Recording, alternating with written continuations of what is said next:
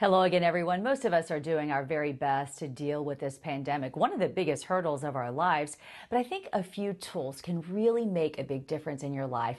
Right now, we're joined by Ron Carr, who is a crisis management expert with 5 strategies that you can do to deal with the unexpected. Good morning to you, and I'm glad you're joining us. Where do we begin? Let's just start with number 1. Well, number one, what is your end goal, Melissa?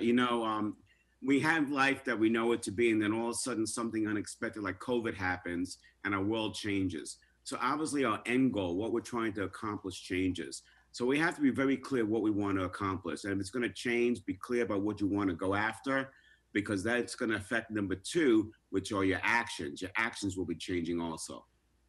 All right, so you want us to only carry out actions dedicated to our goal. That's really important to keep that focus. Yes, because what happens is emotion gets in the way, right? So all of a sudden you're going to be flooded with all these fears and concerns you have. And in a crisis situation, you can only have time to prioritize what's really important to get to the end goal. Put everything else aside. If you have extra time, you can deal with it. But right now, what's important for you to get to the end goal, because you have to learn the new normal.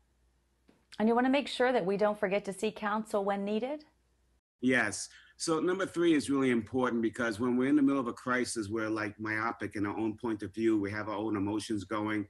So you want to seek counsel for 2 reasons. Number 1, you want to validate that what you're thinking about is right on target. But number 2, when you identify the actions you need to take, some of them you may be proficient in and some you may not. So you want to find the experts who can help you figure out how to do it sooner than later so that you can get on with achieving your goals. And then number 4, Take care of yourself.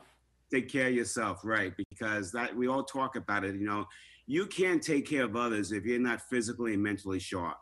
And anytime there's a crisis, it impacts us in the body and in the spirit. So whatever you have to do, you have to make sure you schedule it every day, whether you're going out for a jog or run, a bike ride, or working out in yoga at home. Do what you have to do. It's important for the body, but it's also important for the spirit.